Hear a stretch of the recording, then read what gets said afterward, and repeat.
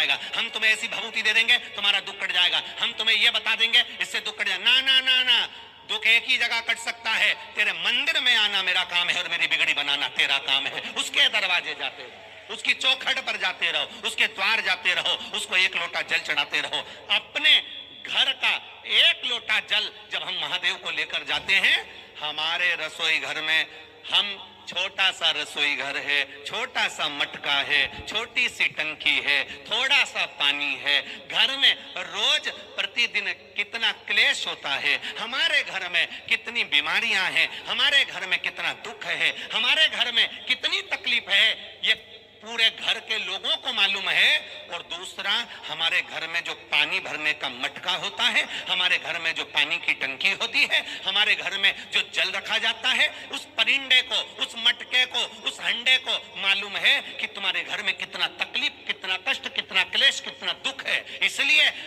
मंदिर का जल उठाकर मंदिर के जल को शंकर पर मत चढ़ाओ, अपने घर से लोटा भर के जल लेकर जाओ, क्योंकि हमारे घर के जल को ये मालूम है कि इस परिवार को कितना दुख है। जब ये जल हमारे घर का शंकर जी को चढ़ेगा तो शंकर जी को मालूम पड़ेगा, वो जल भी शिव से कहेगा कि इसकी यहाँ ये तकलीफ है, ये जल भी शंकर से कहेगा कि इसको इतना कष्ट है। वो जल हमारी बात महादेव तक कह पहुंचा सकता है, वो जल हमारी बात महादेव से कह सकता है। आप अपने दिल की बात जल के माध्यम से ही तो शिव से कह रहे हो। सारी समस्या का हल एक लोटा, आप अपने देवाधिदेव महादेव से अपने मना खिला दो, तुम्हारी भूख मिट जाएगी क्या? पड़ोसन के हाथ को कितना भी खुजा दो, तुम्हारी हाथ की खुजाल मिट जाएगी क्या? ना, हमारे को खुजाल चली, हमने खुजाया, हमको छींक आई, हमने छींका, हमको खांसी चली, हमने खांसा, हमको भूख लगी, हमने भोजन किया, हमको प्यास लगी, हमने पानी पिया और हमने शंकर को जल चढ़ाया, तो हमारा दुख हमने काट लिया। अपने आप कटेगा, अपने को काटेगा।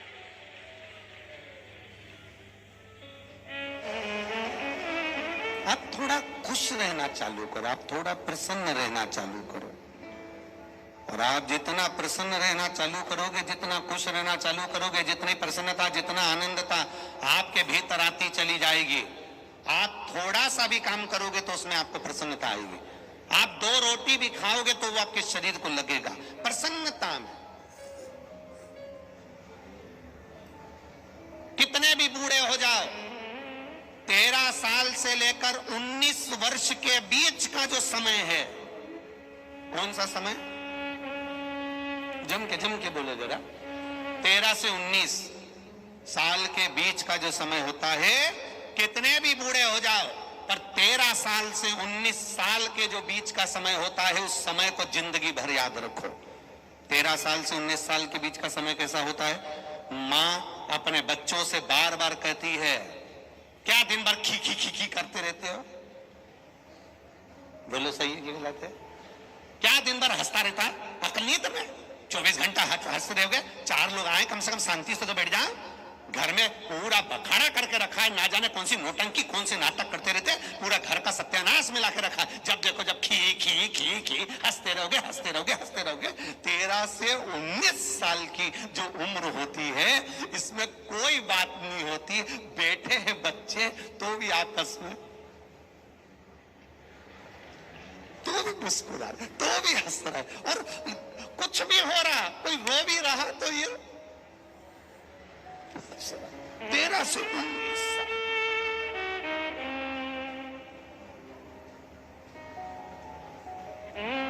तो उधर से मम्मी आंख दिखा रही है, उसकी माँ आंख दिखा रही।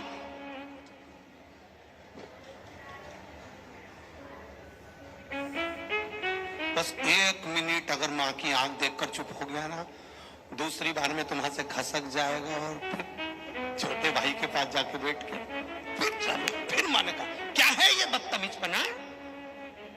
क्या निवेदन है, 13 से 19 वर्ष की जो आयु होती है, इस आयु में कितना भी गम सामने आ जाए, कितनी भी तकलीफें सामने आ जाए, बच्चे के चेहरे की हंसी समाप्त नहीं होती। उस 13 से 19 साल के बच्चे की हंसी बुढ़ापे तक रहना चाहिए। हम हमको ज्यादा बड़ा नहीं बनना है। आप जितने ज्यादा बड़े बनते चले जाओगे,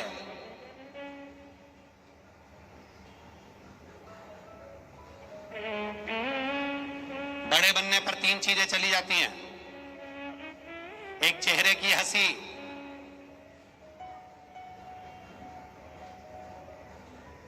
एक भोजन,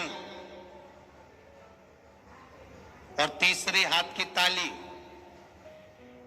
भगवान भोलेनाथ जी से कहना हमको वीआईपी मत बनाना, हमको अगर बनाना, हे देवघर वाले, हे देवघर वाले, ओ देवघर वाले, अगर हमें बनाना तो तेरे चरणों का दास बना लेना, बस और कुछ नहीं चाहिए। और विश्वास लेकर सीहोर के कुबेरेश्वर धाम आओगे तो ये मेरा विश्वास करता है कि खाली झोली नहीं, 3 महीने में वापिस भरी हुई झोली लेकर आओगे, ये निश्चितता है। आपका भरोसा दृढ़ी करिए, आपका विश्वास दृढ़ी करिए। धर्म को ढोंग और प्रपंच से दूर रखो। शंकर भगवान के पास में जाने पर आपको कुछ ढोंग करने की जरूरत नहीं, दिखावा करने की जरूरत नहीं। शिव जी के मंदिर जाने पर केवल 1 लोटा जल समर्पित करिए, दिल से समर्पित करिए।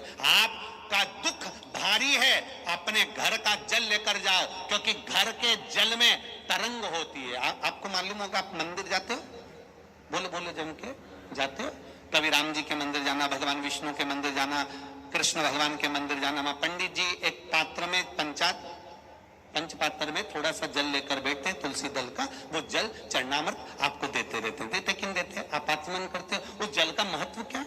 आरती के बाद पंडित जी जल छींटते हैं, उस जल का महत्व क्या है? उस जल का केवल महत्व इतना सा है, मंदिर में जो जल रखा रहता है, रोज आरती होती है, रोज पूजन होती है, रोज स्तुति होती है, रोज अर्चना होती है। हमारी अर्चना, हमारी स्तुति, हमारा जय घोष, हमारा भगवान का भजन उस जल में तरंग के रूप में प्रवेश कर जाता है। और जब जल छोड़ा जाता है, छीटा जाता है, उससे हमको शांति का अनुभव होता है। पिया जाता है, उससे हृदय में आनंद का अनुभव होता है। उसी तरह हमारे घर में जो हो रहा है, हमारे घर में जो चल रहा है, आपके घर में भरे हुए जल में वो तरंग पहुंचती है। और जब हम 1 लोटा जल उसमें से भर कर ले जाते हैं, शिव जी को समर्पित करते हैं, तब शंकर भगवान हमारे घर की दशा को जानकर हमारा कल्याण कर देते हैं। इसलिए जो गणेश जी महाराज को पवाया, मिठाई खिलाई, लड्डू खिलाया, मोदक खिलाया, प्रसाद खिलाया, भाव से जो आनंद से हमने पवाया, गणेश जी महाराज खाते गए, खाते गए, खाते गए,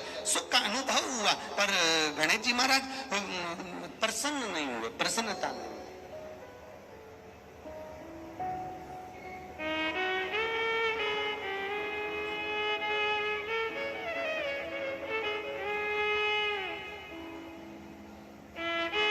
गणेश जी प्रसन्न नहीं हुए, बड़ी चिंता लग गई, बड़ी चिंता। गणेश जी को गोदी में लेकर जाए, नंदीश्वर घुमा कर लाए, गणेश जी को घुमाए फिराए ले जाए, यहाँ वहां सब दूर दर्शन कराए, गणेश जी प्रसन्न नहीं होते। गणेश जी प्रसन्न कैसे हो, करे क्या? आज बस नंदी तो नंदी था, बेल तो बेल था, और नंदी बेल हरी हरी घास खा रहा था, हरी दुर्बा बेल खा रहा था, घास खा रहा था। इतने में गणेश जी आ गए, और गणेश जी आए और गणेश जी ने आते से ही कहा नंदी से, नंदीश्वर आज तुम मेरे खाने के लिए कुछ नहीं लाए। नंदीश्वर को आ गया गुस्सा, रोज तो इतना खवा दिया, कभी लड्डू, कभी मोदक, कभी कुछ। नंदीश्वर ने दुर्बा उठाई, घास उठाई और गणेश जी को दे दी, लो ये खा लो। जैसी दुर्बा गणेश जी को दी, गणेश जी ठहाका लगाकर मुस्कुरा दिए, गणेश जी प्रसन्न हो गए, प्रसन्न। बस गणेश जी प्रसन्न हुए, पार्वती जी ने वर दे दिया, नंदीश्वर मैं तुम्हें श्राप से मुक्त करती हूं। उस दिन से आज तक नियम बना है, गणेश जी दुर्बा से प्रसन्न हो जाते हैं, इसलिए गणेश जी को हरी हरी दुर्बा दी जाती है। पुष्कर राज्य में, अजमेर के पास पुष्कर जी में, सावन के महीने की पहली कथा, तीर्थ स्थल, तीर्थों का राजा पुष्कर राज में ये कथा जब शंकर जी की आप श्रवण करेंगे, श्रावण महीने की पुष्कर जी की, तो उसमें ब्रह्मा शिव महापुराण की कथा को आप श्रवण करेंगे। उसमें आप सुनेंगे कि माता गायत्री जो क्रोध आया, माता सरस्वती को जो क्रोध आया था, मां वीणा वादनी को जो क्रोध आया, वो भी कोई सरल क्रोध नहीं था।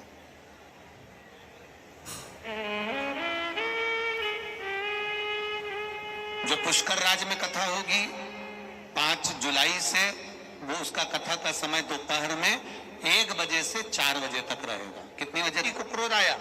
और माता सती को क्रोध आया, और क्रोध में माता सती ने अपने शरीर का त्याग कर दिया, अपने शरीर को भस्म कर दिया, शरीर समाप्त। पुष्कर राज की कथा में हम सुनेंगे कि ब्रह्मा जी की धर्मपत्नी ब्रह्माणी को क्रोध आया, उन्होंने विश्वास किया। ब्रह्मा शिव महापुराण की कथा सुने। और उसके बीच में 5 जुलाई को तो पुष्कर जी में सावन की शुरुआत होगी। उसके बीच में 1 जुलाई, 2 जुलाई और 3 जुलाई 2023 का जो गुरु पूर्णिमा महोत्सव है, शिव दीक्षा गुरु दीक्षा महोत्सव है, गुरु पूर्णिमा उत्सव है, जो सीहोर में मनाया जाता है। अब की बार केवल 3 दिन का होगा, 1 और 2 और 3, शनिवार, रविवार और सोमवार। 1 जुलाई, 2 जुलाई, 3 जुलाई का गुरु पूर्णिमा महोत्सव सीहोर में चलेगा। 3 दिवसीय गुरु पूर्णिमा महोत्सव का आनंद रहेगा सीहोर में। शिव दीक्षा, गुरु दीक्षा